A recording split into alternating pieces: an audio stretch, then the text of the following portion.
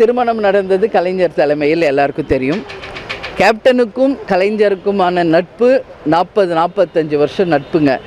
அப்போ இருந்தே அண்ணன் ஸ்டாலின் அவர்களும் கேப்டனோட மிகப்பெரிய நட்பில் இருந்தார். கேப்டன் பலமுறை வந்து ஹாஸ்பிட்டலுக்கு போயிட்டு வந்தாலும் அவருக்கு உடல்நிலை சரியில்லைனாலும் உடனடியாக ஃபோன் பண்ணி விசாரிப்பார். நேராக வந்து கேப்டனை சந்திச்சிருக்காரு. அதே மாதிரி பல அறிக்கைகளை கேப்டன் குணமாகணும்னு அறிக்கைகள் கொடுத்துருக்காங்க.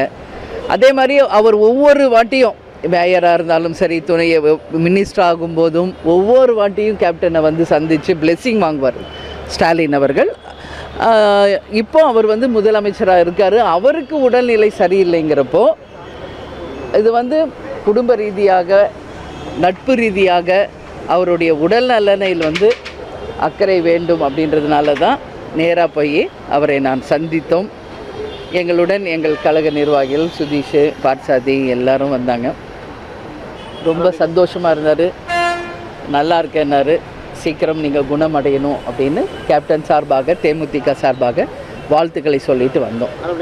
முதலமைச்சர் செஞ்ச புகைப்படம் பார்த்து தொண்டர்கள்லாம் மகிழ்ச்சியாக இருக்காங்க. தேமுதிக தொண்டர்லாம் மகிழ்ச்சியாக இருக்காங்க. அந்த மகிழ்ச்சி நிற்கக்கூடிய அளவு இருக்குமா?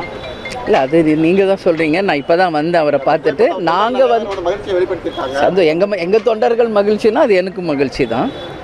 ஆனால் இது வந்து 100% வந்து நீங்கள் அரசியல் கண்ணோட்டத்தில் நீங்கள் பார்க்குறீங்க பத்திரிகையாளர்கள். எங்களை பொறுத்த வரைக்கும் இது நட்பு ரீதியாக அவங்க எங்கள் குடும்பத்து மேலே வச்ச அந்த பற்றும் நாங்கள் அவங்க குடும்பத்து மேலே வச்ச பற்றின் ரீசனாக தான் 100% வந்து இது அவருடைய உடல்நிலையே அக்கறை காமிக்கணும், அவரை வந்து விசாரிக்கணுன்றதுனால தான் நாங்கள் சென்றோம்.